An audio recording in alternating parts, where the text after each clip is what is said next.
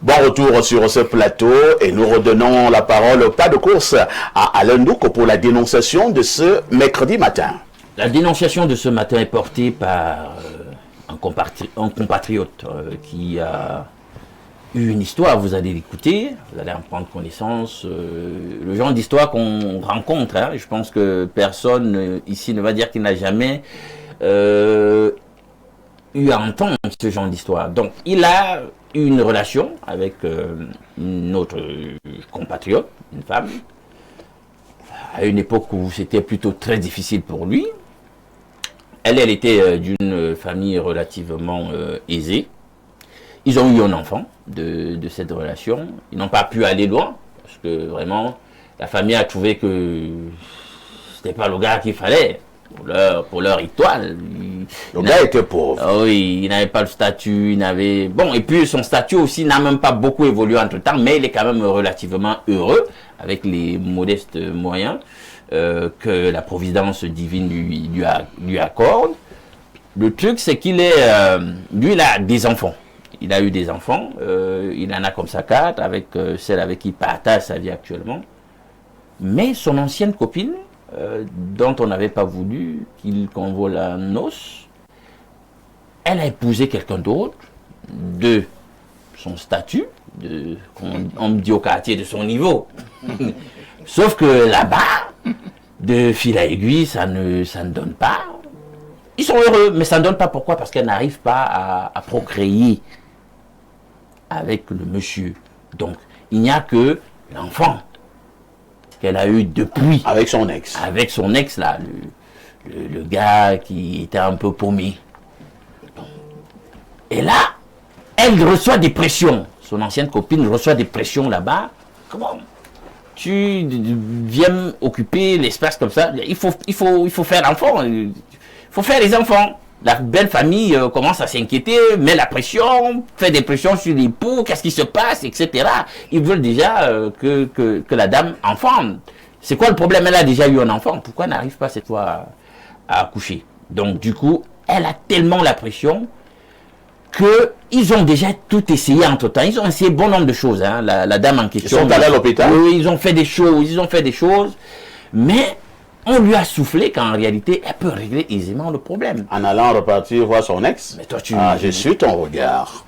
Donc il faut, mais elle peut gérer ça avec l'ex. Peut-être que le problème c'est le mari, elle gère à nouveau avec l'ex. Hein, et voilà, elle vient avec l'enfant là-bas. Bon, elle fait croire que c'est avec son mari qu'elle a eu l'enfant en question. Et donc c'est l'ancien copain fauché qui revient porter la dénonciation pour dire que mais lui... il ne sait pas. Mais... Ah, la dame l'a contacté? Oui! Pour lui faire part de la situation. De la situation qu'il faut qu'il refasse la chose pour avoir un enfant, pour sauver son foyer. Et contre beaucoup d'argent, s'il le veut, il n'y a pas... Comment marcher? Elle peut le booster. Et il n'est pas à l'abri du besoin. Donc, mais lui, il se pose beaucoup de questions. Est-ce que c'est moral, etc. Et c'est ça qu'il dénonce ce matin. Dénonciation un peu embarrassante, hein? Ça tombe bien comme il y a un psychosociologue. Professeur Noubissi, que devons-nous faire en pareille situation? Que doit faire le monsieur qui est parti dans l'ex? Et maintenant, l'option prise par la dame est-elle la meilleure? C'est une dénonciation très complexe déjà. Avec des niveaux de complexité un peu avancés. La question que je me pose rapidement, c'est de savoir, est-ce que la dame ne peut faire d'enfant qu'avec le premier homme avec qui elle a fait son enfant? Ça, c'est la question que je me pose. Parce que je me dis, voilà, est-ce qu'il y a une fixation génétique sur cette personne? Moi, je ne pense pas que la biologie nous ait déjà donné des informations là, dans ce sens-là. Moi, je pense que là, si son mari actuel n'est pas capable de lui faire des enfants, au lieu qu'elle subisse des pressions venant de sa belle famille et des autres, c'est mieux que la chose soit clairement dite et que les examens faits soient clairement présentés afin que le monsieur lui-même porte sur lui ses propres responsabilités. Vous savez, les questions de la fécondité à l'intérieur de couple, on culpabilise le plus souvent la femme. Alors que parfois, c'est l'homme le problème. Voilà, alors que parfois, c'est aussi l'homme le problème. Parce que dans ce cas de figure, déjà qu'il y a un enfant qui a été fait avant, ça montre que sur le plan de la reproduction, cette femme n'a pas de problème sérieux. Bon, je pense qu'au lieu de la laisser subir, de lui opposer des pressions psychosociales qui vont peut-être à la longue être un frein pour sa procréation, parce qu'il faudra le dire. Et là, j'interviens dans la casquette qui est la mienne, celle de la psychologie. Si on lui fait trop de pression psychologique, ça peut avoir un impact sur son dispositif de conception et ça peut lui être un problème. C'est pourquoi l'urgence est à évacuer rapidement ces pressions psychologiques et que les questions biologiques, les questions génétiques soient posées sur la table et que les uns et les autres portent sur eux ou sur elles leurs responsabilités. Bon, le monsieur doit savoir la vérité. Il doit savoir qu'il ne peut pas, au lieu de mettre la pression sur la femme qui se fait soigner. Je pense qu'au jour d'aujourd'hui, il y a beaucoup de médecins qui sont disposés à apporter des aides médicales, allant dans le sens de soigner là, ceux-là qui ont des problèmes d'infertilité. Je pense que c'est ça l'analyse que je peux apporter rapidement. Et je me dis que maintenant, sur le plan de la morale, à ce niveau-là, la morale, c'est pas à elle de porter ça sur elle. Le monsieur là, est-ce que lui, c'est un géniteur? Est-ce qu'il est seulement là pour faire des enfants? Tu as fait un premier enfant avec une femme, elle vient te demander de le faire un seul enfant. Et on t'avait demandé de partir parce que tu étais pauvre. Parce que c'est un détail très important. C'est pourquoi je voulais y revenir. Je me suis dit qu'il y a un problème sérieux. Lui aussi doit avoir un peu de responsabilité, avoir un peu de personnalité. Il n'est pas un géniteur. Et s'il est géniteur, qu'il aille là où il y a les banques de sport, il dépose. Le problème, c'est que la dame est parlante, hein. Il y a un partenaire qui est posé à côté. Il dit, monsieur, fais cela, voici le paquet. Est-ce que ce n'est pas flatteur? Moi, je pense qu'au jour d'aujourd'hui, faire un enfant, c'est un acte d'engagement. Ah, ça, c'est toi qui penses ici. Hein? Un enfant, c'est un acte d'engagement. On ne peut pas te payer pour que tu ailles faire l'enfant à une personne. Non, là, moi, je pense que ça va créer à la longue. Parce que professeur, je vous dis qu'il y a de l'argent. Ce que nous ne voyons pas aujourd'hui. On vous a pas dit ce que la dame propose au monsieur. Hein? Je sais, c'est peut-être que ce ne sont pas les pipis déjà. Je partage avec vous une expérience que j'ai. Je travaille dans c'est pour cela la dame vous propose 5 millions. Rien que pour cet acte-là. Je travaille dans un centre de désintoxication des jeunes consommateurs des substances psychoactives. Alors, le plus souvent, l'histoire de la conception est liée à la pratique de la consommation des substances psychoactives. Et moi, je pense, sur le plan purement psychologique, que l'enfant, avant de venir, doit être encadré. L'environnement qu'il accueille doit être sain et permettre un avenir futur et meilleur pour cet enfant. Si un enfant vient dans ces conditions-là, je ne suis pas médium, mais je pense que les conditions qui vont entretenir sa venue peuvent être un impact futur sur le plan purement psychologique. Ça peut même l'amener à des orientations psychologiques beaucoup plus négatives. C'est donc pourquoi moi je le dis toujours, et c'est un coup que je fais, les conditions avant la grossesse et pendant la grossesse sont idéales et il va falloir qu'un certain nombre de choses soient faites afin que sur le plan de la psychologie de l'enfant qui arrive là, qu'on prépare la route pour un lendemain meilleur pour lui. Duval Lebel est balayé, ce sont des cas que nous avons au niveau de nos familles. Hein. J'en suis persuadé qu'au moment où nous parlons, elles sont nombreuses qui se reconnaissent dans cette situation. Je parle beaucoup plus des femmes. Lorsqu'on est face à ce genre de cas, comment appréhender la chose? Écoutez, parfait ici. Déjà, dans le couple de l'ex, il y a de la dame, je veux dire, elle a un enfant. Ça veut dire qu'au moins, elle a une preuve de maternité. Alors, la question que moi, j'aurais aimé avoir, la réponse que j'aurais aimé avoir, de l'autre côté, était sur le fait que l'homme, est-ce que lui aussi, il a déjà fait un enfant dehors? Et là, je veux m'adresser à nos sœurs, il faut qu'elles soient pragmatiques. Oui, on arrive, ça fait 5 ans que nous sommes ensemble, on n'a pas d'enfant. Moi, je viens avec mon enfant. Gars, va aussi essayer de faire un enfant dehors. C'est simple, donc. Moi, je t'autorise à aller faire. Tu viens avec, je vais élever. Pourquoi on est la preuve? Oui, pourquoi on est la preuve procréer? Parce que parfois, on a tendance à accuser seulement les femmes. Et il y a certains hommes qui ont cette malice de cacher leur infertilité. Ouais. Et après, ils tendent le piège à la dame. C'est pas sérieux. Si tu sais que biologiquement, tu ne peux pas faire d'enfant. Quand tu vas te... Et il y en a même qui ont vendu le sperme au diable. Effectivement. Et ça peut faire l'objet d'un divorce. Quand tu ne dis pas la vérité à la femme dès le départ. Tu rencontres une femme, tu sais que tu es biologiquement infertile. C'est une cause péremptoire. Voilà. Tu ne lui dis pas.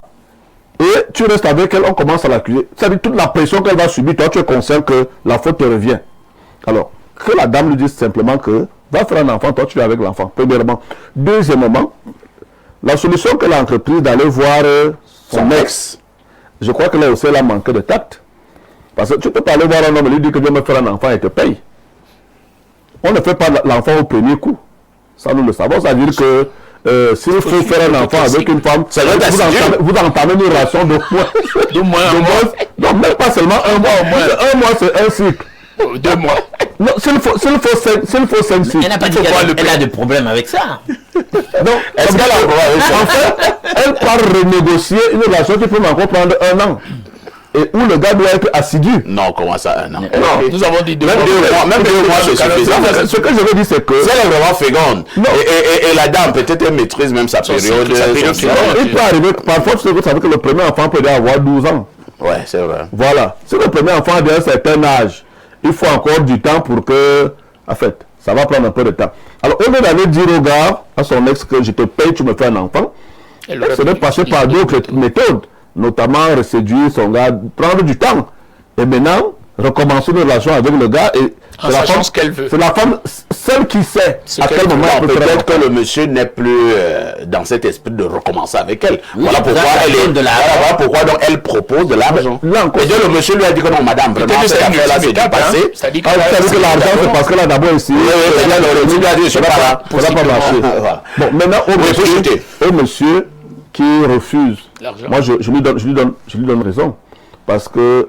non, le monsieur n'a pas dit qu'il refusait. Hein. Il a demandé conseil. Il veut vos conseils. Il veut un conseil. Ça veut dire qu'on pouvait l'encourager. On peut aussi demander d'accepter. Bien sûr. Si lui-même doit demander conseil, ça veut dire que... Alors qu'il fasse. Je partage l'avis de Duval. Hein. Il faut qu'il soit réaliste. C'est vrai que je reviens à la position initiale du psychoclinicien, psychosociologue qui a dit qu'il faut d'abord parachever dans le fond l'examen de la situation de fertilité du mari. Tout à fait. Parce que très souvent on fait des examens superficiels, mais aujourd'hui la médecine moderne règle définitivement cette question et l'Afrique a le privilège d'avoir des solutions alternatives. C'est-à-dire que si, sur le plan médical, scientifique, ça n'a pas beaucoup avancé. Nous avons des parents au village qui peuvent te faire redevenir fertile, toi l'homme. L'Afrique regorge de suffisamment de ressources qu'à travers vos différents plateaux, notamment le vôtre qui est très suivi, nous devons commencer à valoriser. Nous avons une médecine traditionnelle qui règle presque tous les problèmes du monde que nous pouvons avoir, notamment dans le domaine de la santé.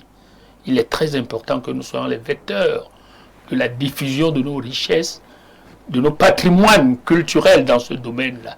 Et donc je pense que ce monsieur, qu'il fasse des vrais examens scientifiques, si ces examens confirment qu'il est infertile, qu'il se retourne vers la médecine traditionnelle. Merci. Alain Douk. Mais le conseil, le chauffeur, s'il vous plaît, Prosper, le conseil là ne s'adresse pas à celui qui nous a demandé des conseils. Non, à celui qui nous a demandé les conseils. Voilà, lui veut savoir s'il doit prendre l'argent. Il est grand, il doit être réaliste. Il m'a compris quand j'ai dit qu'il faut qu'il soit réaliste. Ne laisse pas cette occasion, il prend l'argent. Quel est le conseil que vous donnez au jeune homme? Oui, au monsieur Alex. Moi, j'ai eu, étant tout petit, hein, j'étais encore tout petit, j'étais à l'école primaire, je devais faire le CP. Il y a un couple comme ça, d'un collègue, c'est-à-dire c'était un collègue à mon père, et il avait ce type de problème avec son épouse à l'époque. Il n'arrivait pas à procréer. Sauf que aucun des deux n'avait un problème fondamental à procréer. Ils étaient tout simplement incompatibles. Et c'est le cas d'espèce dans la situation présente. Quand ils se sont donc séparés, chacun est allé avoir notre partenaire, chacun a procréé. Qu'est-ce qu'on appelle incompatibilité? Qu'est-ce que tu mets dedans? Je veux comprendre. Il y a des incompatibilités. Au niveau de la conception, qui ne peuvent pas procréer avec certaines femmes. C'est médicalement prouvé? Oui, c'est prouvé. C'est comme ça. Et il y a également un cas, nous avons parlé sur le contrôle des médecins. Ouais, voilà, je crois qu'il faut le dire. Alain Douk, il y a également le cas où certaines femmes ne peuvent avoir qu'un seul enfant. Un seul. Oui. Mais pas sur le contrôle des médecins. Oui. Ah, ça va. Oui. Donc, Je ne sais donc pas, Oui. si on est dans le cas d'espèce. Il n'a fécondé qu'une seule fois dans Bon, sa vie. donc, toujours est-il que s'il faut rester sur les principes de la morale, bah, écoutez, c'est déjà la De femme de l'immoral ou quelqu'un de la d'autre. morale? Je dis s'il faut rester sur les principes de la morale. Et C'est répondez à ce déjà monsieur. la femme de Donnez-lui un quelqu'un. conseil immédiat. C'est déjà la femme de quelqu'un d'autre. Donc, il ne Donc, prend pas l'argent. qu'elle trouve une solution autre que cette Vous adultère. C'est vrai que M. Penda, M. Alain Douk, comme M. Penda parlait de l'aspect traditionnel, Oui. moi je suis un traditionnaliste, il y a également des cas où une femme a eu le premier enfant avec un homme. Ils se sont séparés. Chacun a pris sa route. Il paraît que sur le plan traditionnel, si la femme l'avait encore procréé, elle doit encore aller avec ce ex-là. J'ai dit que je suis sur le plan traditionnel. Piste de réflexion à évacuer. Alors, C'est vrai qu'il peut aussi arriver que après le premier enfant, que la femme ait eu peut-être à faire des avortements et eu des Ouais. problèmes Ça aussi. ça aussi qui c'est clair. finissent par Il faut qu'ils empêcher. inventent, voilà. Donc, tout ça là, je pense que Alors, nous prenons quelques messages. Hein. Bonjour, Monsieur Parfait. Ici, je vais dire à Monsieur Duval, non, nous parlons plus du premier sujet. Hein. Nous vous disons qu'il y a une femme qui souffre dans son foyer. Vous voulez seulement... il y a un homme qui veut savoir s'il doit pas faire. Vous voulez seulement sur le poids Duval. Alors, bonjour, Espace Miné. J'ai un problème. J'ai besoin du numéro du professeur. Excellente journée. Appelez-moi hein, après l'émission. Un autre message, c'est le message d'Ibrahim. Voici ce qu'il dit. Bonjour, monsieur Parfait. Ici, cette femme a envie de revenir avec son ex. Moi, ce monsieur, je refuse cette proposition parce que faire un enfant et oublier, c'est pas souvent facile. La proposition à faire à cette femme, comme ils ont les moyens, qu'elle parte se faire inséminer au Crasser. Ils sont actuellement à 598 enfants. Oui, le Crasser, hein, ou comment on l'appelle le professeur, comment j'oublie son nom, le professeur Cassia. Cassia. Le professeur Cassia qui a bas des merveilles hein, du côté du Crasser. C'est aussi une piste, hein, se rapprocher Ouais, du professeur Cassia qui peut vous donner, qui peut vous aider. Un autre message ce jour, que dit ce téléspectateur. Alors... je vais au plus 33, hein, c'est un message de la France. Bonjour Perfecto, mon ami Penda vibre dans une sphère métaphysique. Je voudrais lui rappeler que dans l'affaire Bapes et Amat, non, nous ne parlons plus de cette affaire. Hein. Alors, bonjour Perfecto et bonne année à ton panel. Parlant de la dénonciation, chez nous les écans, le monsieur doit aider la dame sans condition. C'est Dr Fabio Tama qui envoie ce message. Je pense que le Dr Fabio Tama n'est pas très loin de ce que j'ai expliqué Culturellement, tout à l'heure. on fait les écarts. Allons au plus 974. Je pense qu'un message qui nous vient du Qatar. Voici ce que le téléspectateur dit. Bonjour Perfecto, très belle veste. À propos de la dénonciation, il y a des enfants qui refusent de faire partie de certaines familles. Excellente journée à vous sur le plateau. Comment ça? Un autre message. Hein? Bonjour et bonne année, sac de modérateur et à tout ton panel. Concernant la dénonciation, je pense que la dame ne devrait pas avoir une telle idée. Le père de son enfant, pardon, le père de son enfant n'est pas une machine à bébé.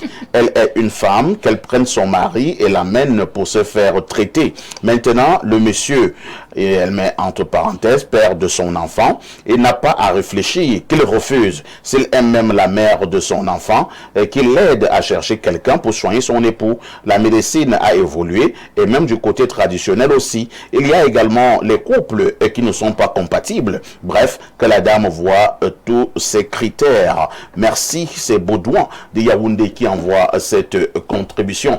10h, 11h52. Vous faites bien de regarder la télévision.